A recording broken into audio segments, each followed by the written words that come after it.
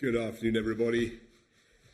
This summit was the first gathering of G7 leaders, in fact, the first gathering of pretty much any leaders in almost 2 years. And I know that the world was looking to us to reject some of the selfishness and nationalistic approaches that have marred the initial global response to the pandemic, and to channel all our diplomatic, economic and scientific might into defeating COVID for good. And I do hope that we have lived up to some of the most optimistic of hopes and predictions.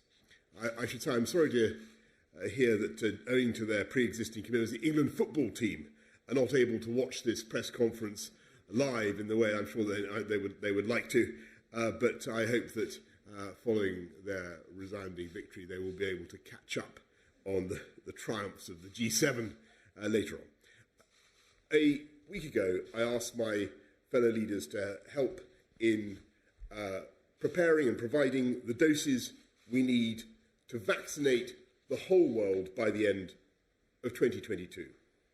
I'm very pleased to announce that this weekend leaders have pledged over 1 billion doses, either directly or through funding to COVAX.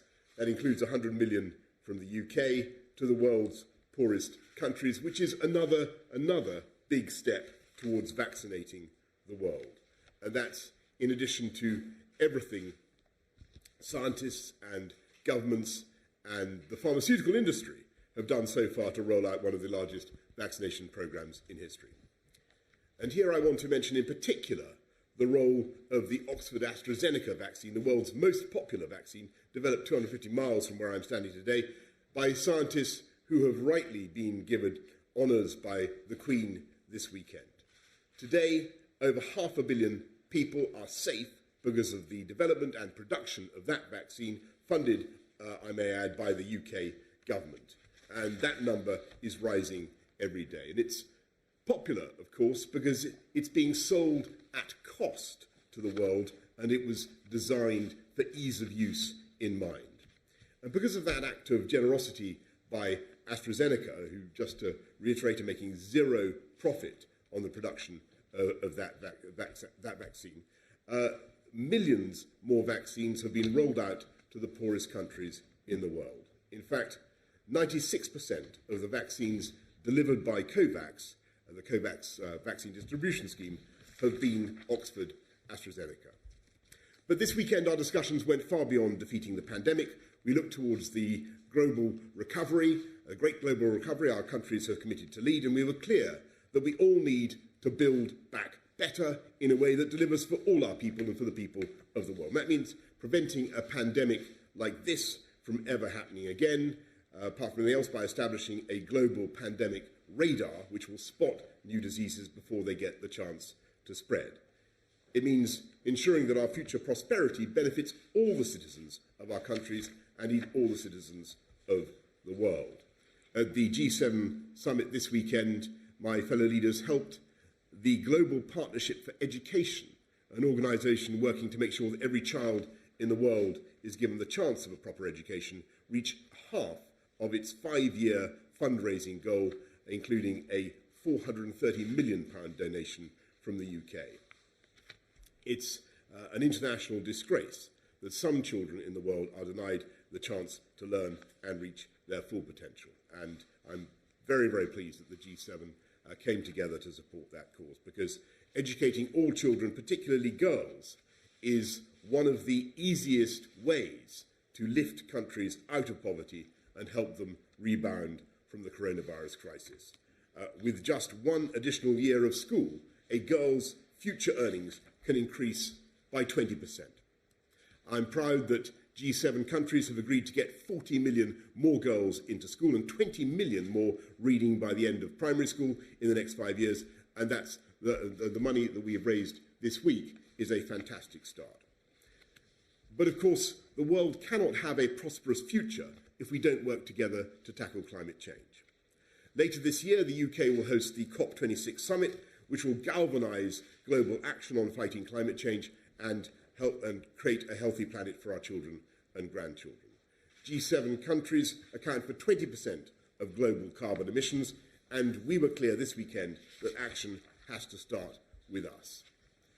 Carbis Bay is one of the most beautiful places in the world, as you can see, and it was a fitting setting for the first ever net zero G7 summit.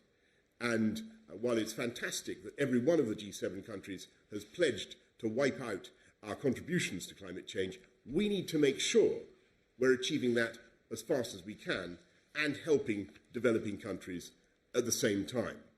And what unites the countries gathered here this weekend, not just the G7, but Australia, India, South Africa and South Korea, who have joined us, and I should say in India's case, joined us virtually, are not just our resolve to tackle climate change, but also our democratic values.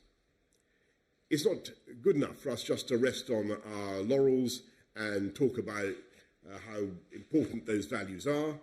And this isn't about imposing our values on the rest of the world. What we as the G7 need to do is demonstrate the benefits of democracy and freedom and human rights to the rest of the world. And we can partly achieve that by the greatest feat in medical history, vaccinating the world. We can do that by working together to stop the devastation that coronavirus has produced from ever occurring again. And we can do that by showing the value of giving every girl in the world access to 12 years of quality education. And we can also do that by coming together as the G7 and helping the world's poorest countries to develop themselves in a way that is clean and green and sustainable.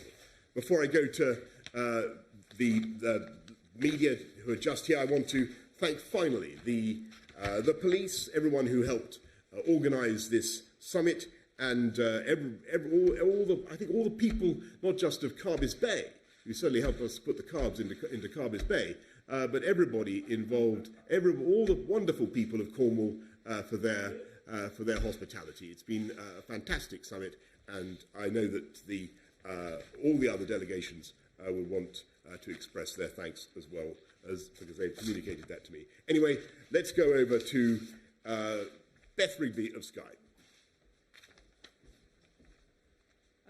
Prime Minister, I'm going to ask you two questions, if I may, one on Yes. COVID and one on the summit. On COVID, you gave very heavy hints of a delay yesterday when you said your objective was to give the vaccination programme the legs, the impetus, the speed it needs to beat the spread of the virus. So far, 44% of the population have had 2 doses.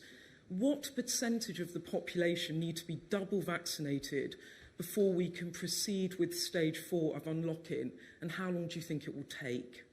And on the summit, you said in a recent interview the Brexit lemon had been sucked dry, but it has left a bit of a sour taste in the mouth at this summit, hasn't it? Instead of building global alliances, you're moving further apart from allies, and you seem to have provoked a diplomatic row now too with France. Do you regret blowing up the Brexit row in some of your remarks at this summit? Well, look, first of all, Beth, on COVID, because I know a lot of people will be thinking very much about that. Alas, I've got to repeat what I said yesterday. We're continuing to look at the data. No final decision has been taken, and the right time to fill everybody in on what we're going to do with step 4, with June the 21st, is tomorrow, as I've said, and that's when we'll be putting out the whole package of information so that everybody can see it together. I hope colleagues will understand that is, I think, the best way of handling that today. And on your can I? No,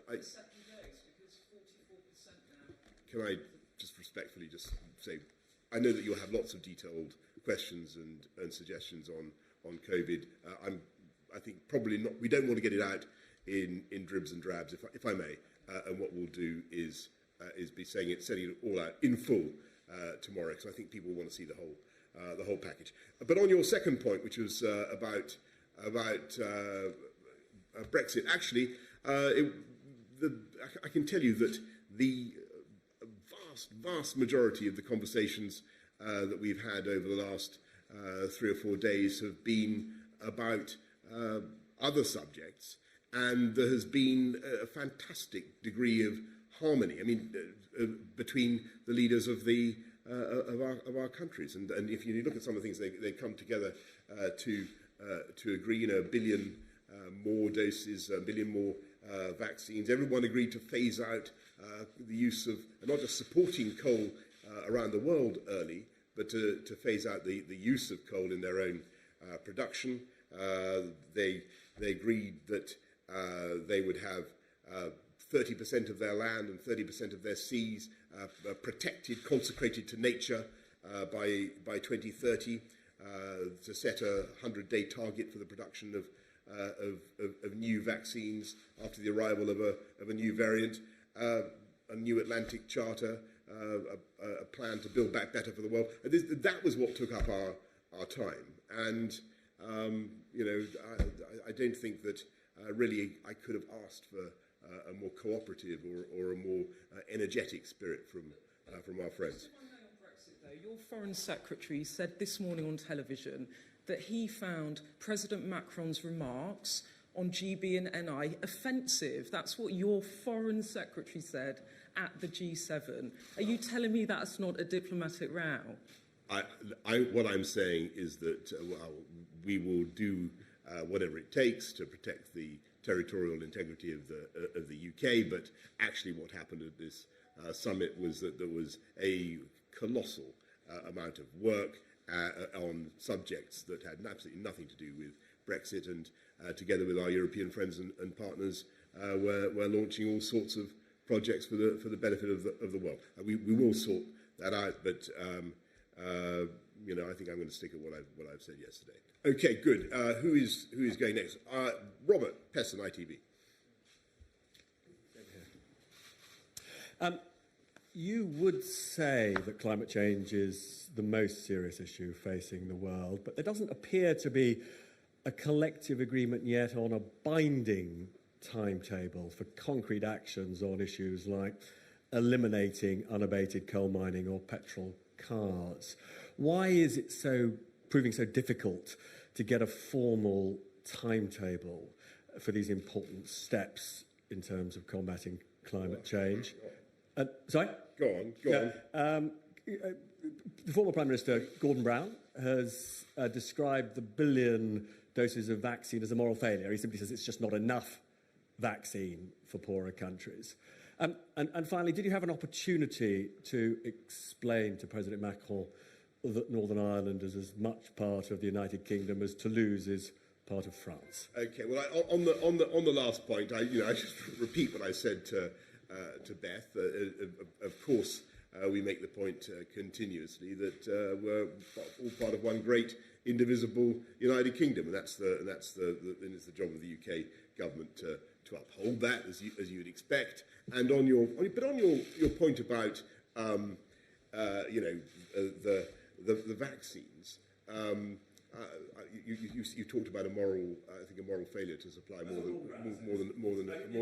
I really must reject this. This is another billion made up of a massive contribution by the United States, other friends, the UK putting in another 100 million. This is June to June, from now till next June. And don't forget that this vaccine has literally only been invented very, very recently. These vaccines have only come on stream very recently, and already of the 1.5 billion vaccines that have been distributed around the world, I think people in this country should be very proud that 500 million of them are as a result of the actions taken by the UK government in doing that deal with the Oxford scientists and AstraZeneca to distribute it at cost.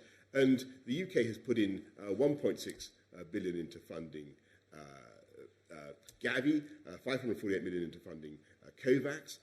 We are doing everything we can to distribute vaccines as fast as possible. A criticism of the world. It's collectively that the G7 have the money, they have the vaccines. The poorer world, as you know, we talked to the head of COVAX and Gavi, they say we are way behind schedule. We're going flat out, and I think we're producing vaccines as fast as we can and distributing them as fast as we can. And clearly there is much more to do. We set a target to vaccinate the world by the end of next year, and it will be done thanks to the efforts of very largely thanks to the efforts of the countries who've come here today. Now, your other question was. Yes. Look, I think the G7 have made great commitments on climate change. I mentioned phasing out coal. They're also agreeing to stop the support, the subsidy of coal mining around the world. Everybody here at this meeting agreed to, all the G7, I should say, agreed to net zero by 2050, plus nationally determined contributions by 2030. They all made significant steps forward towards the $100 billion we're going to need by COP to support the developing world in tackling climate change, because we, as the rich nations of the earth, we need to build our credibility with those countries in asking them to make cuts in CO2, because this country, which started the Industrial Revolution, is responsible for a huge budget of carbon that's already in the atmosphere. We're now asking other countries to make a change. That's why this government put 11.6 billion into climate finance. And at this G7 summit, actually, you saw many other countries stepping up to the plate and making very big, and the EU making very big commitments. I'm not going to pretend that our work is done. So Mario Draghi, the Italian Prime Minister, who's the co-chair of COP, Antonio Guterres, the Secretary General of the UN, and we're going to be on everybody's case between now and the summer and on into the autumn to get those commitments and to make sure that we get the world into the right place for COP. But I think we made a very good start today. Laura Koonsberg, BBC. Thank you, Prime Minister. Forgive me, I'm going to ask about this again, because the Foreign Secretary was very happy to talk about this morning, so viewers might find it slightly strange that you don't want to talk about it now. Were you offended by President Macron's comments in your meeting yesterday about Northern Ireland's place in the UK? And you've listed what you believe to be the achievements of this summit, but health and environmental campaigners are really clear that they hoped it would go further. Do you wish you'd been able to push your fellow leaders to give even greater commitments? Well, thanks very much, Laura, for inviting me to answer that question for the third time.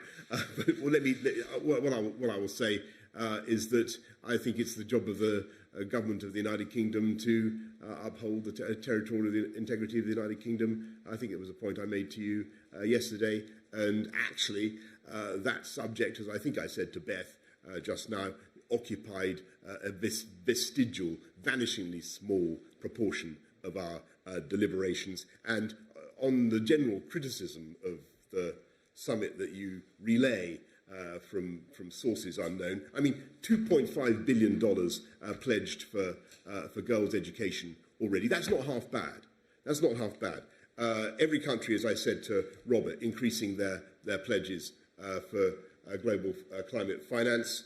I've mentioned the 30%, the 30 by 2030 pledge on the oceans and on land.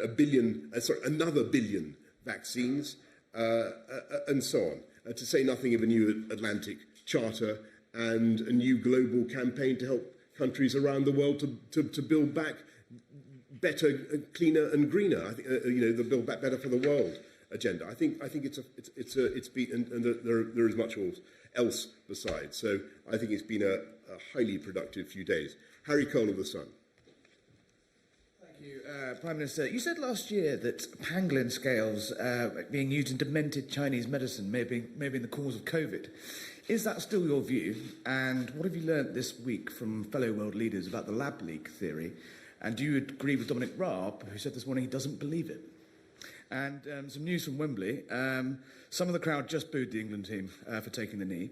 Can we get your reaction to that, please? And in the unlikely event that Gareth Southgate was to call you up to play for England, would you personally take the knee? So first of all, on pangolins, I think I do think there's a problem with zoonotic diseases, and this is clearly the thing we have to focus on. And it's the practice that seems to be particularly prevalent in some parts of Asia, Southeast Asia, South Asia, of farming wild animals. That is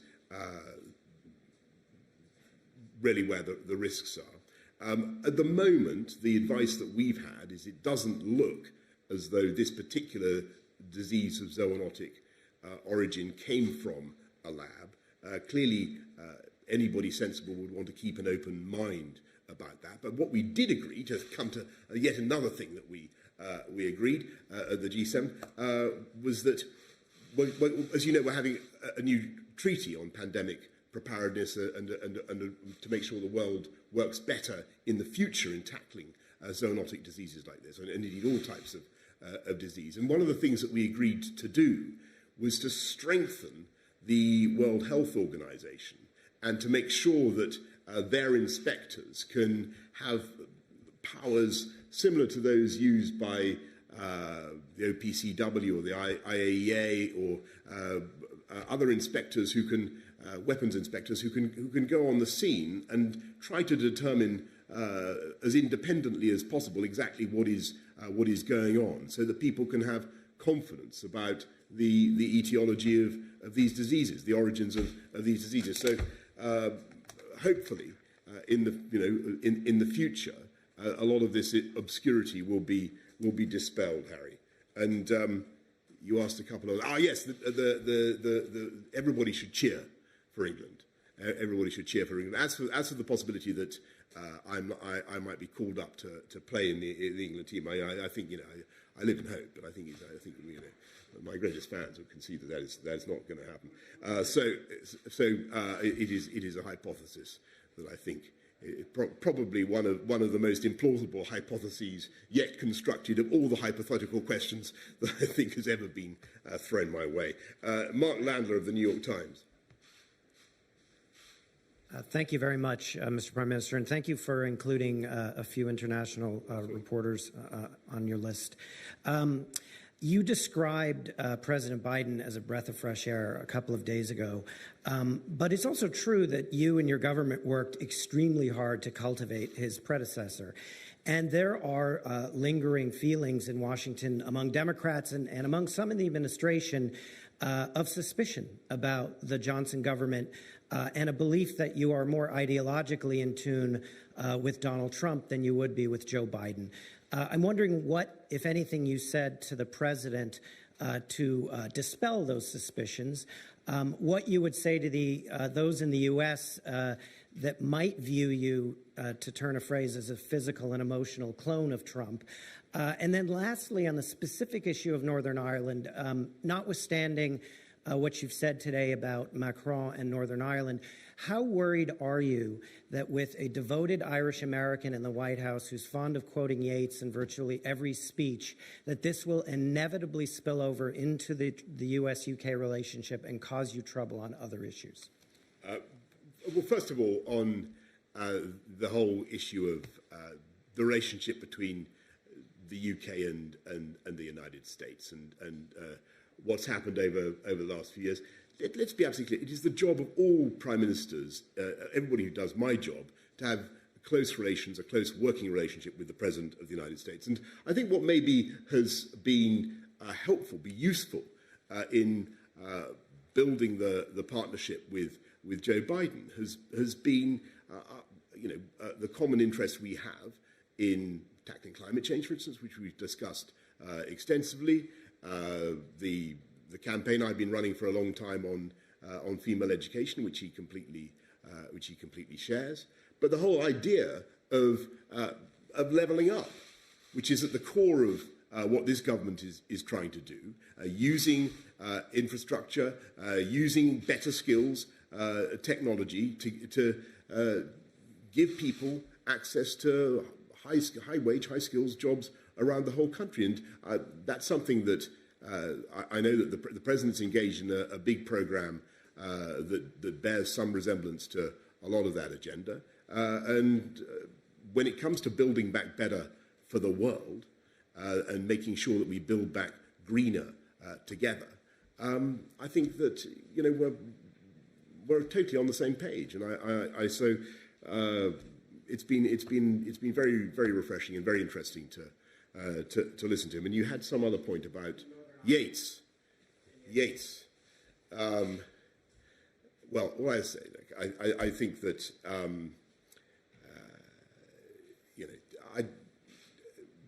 with greatest respect to all our friends around the world, this is something that I think we're going to fix. We'll fix it in a pragmatic way, but this is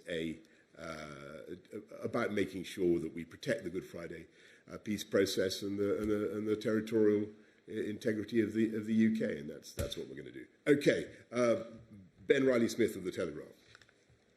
Thank you, Prime Minister. 2 questions, if I may. Firstly, on reopening. I understand you don't want to get ahead of the announcement, but the whole country is watching this issue. So can you offer a guarantee that ultimately full reopening will not be delayed longer than 4 weeks? And what is your message to businesses and people who may consider breaking the rules if there is a delay?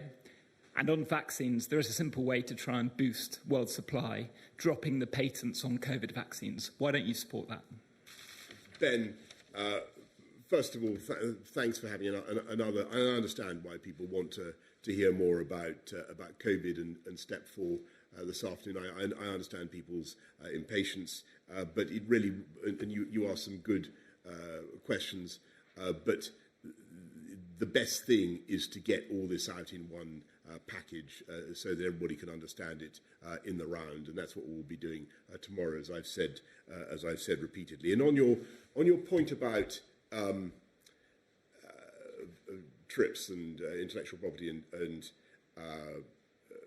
that route, look, I think the crucial thing is to make sure that we build up capacity, build up manufacturing capacity, fill and finish and manufacturing around the world, particularly in Africa.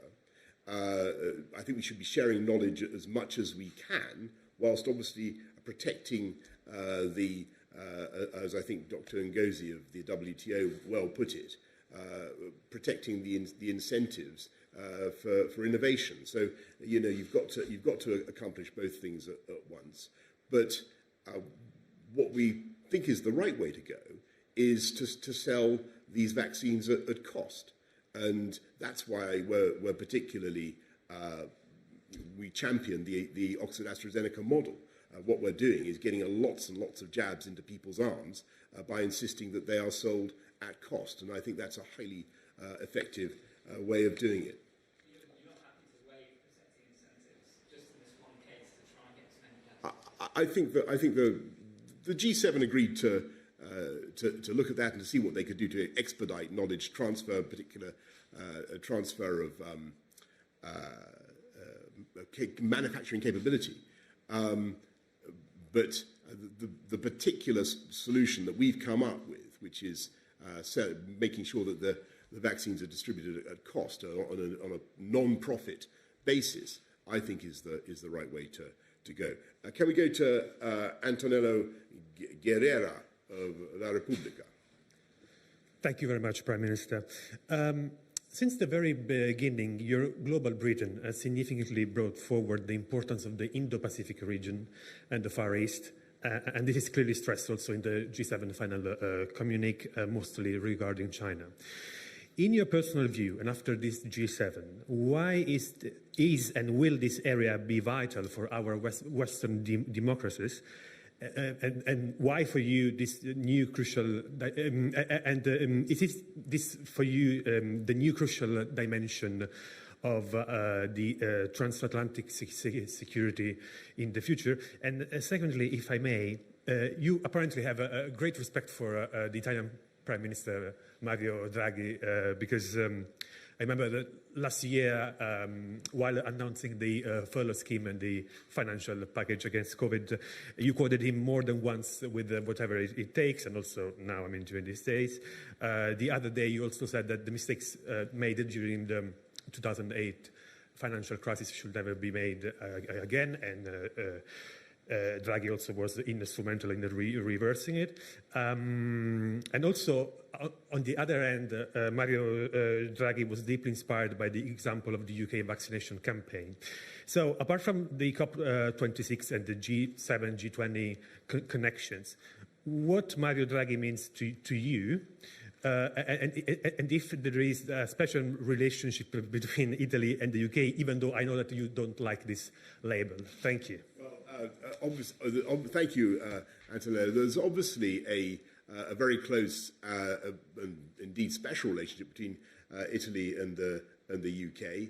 We're actually intensifying that now, where we've just signed a partnership agreement that's been produced for 2 years now to intensify cooperation in everything from security to tech to trade.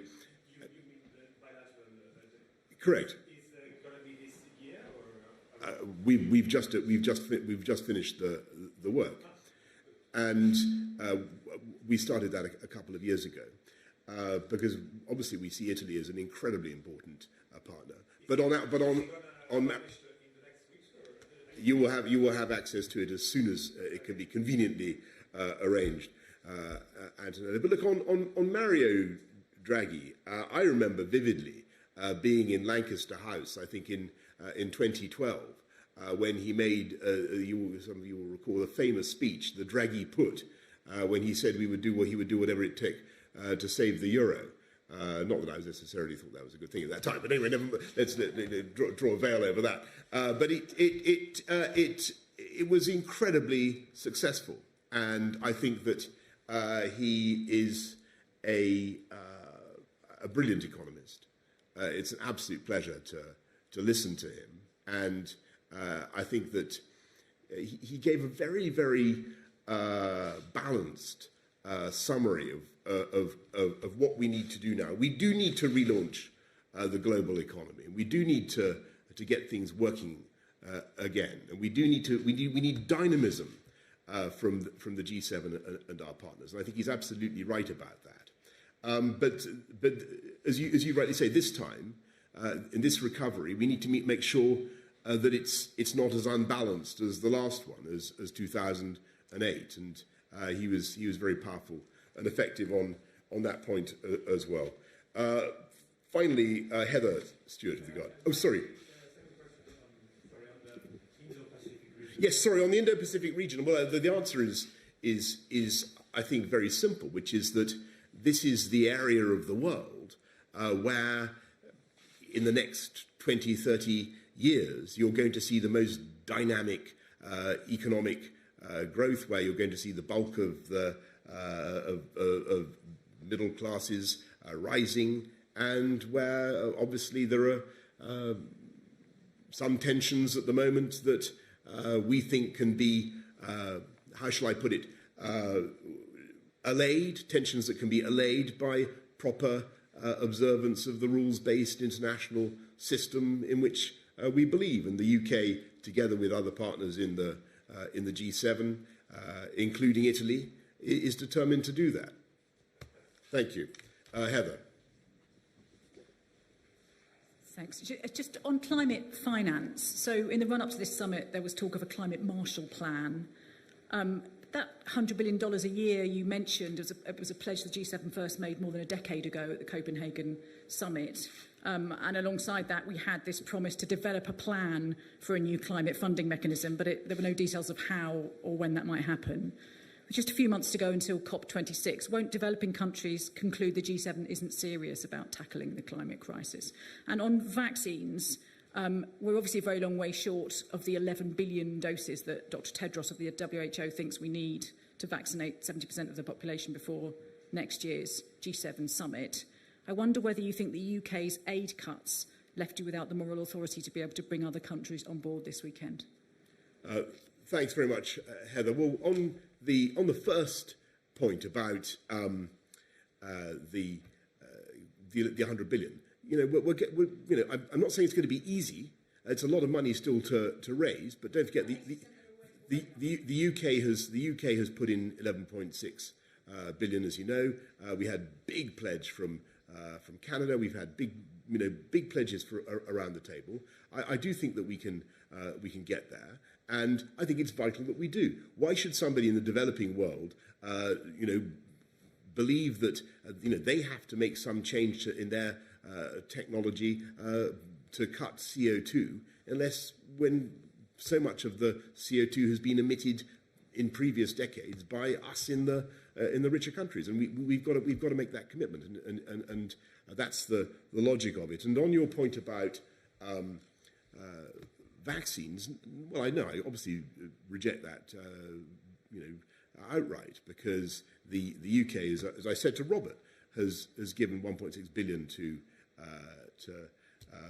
Gavi, 548 million to COVAX, and $500 million vaccines that are being distributed around the world are getting jabs. Those jabs are going into people's arms as a direct result.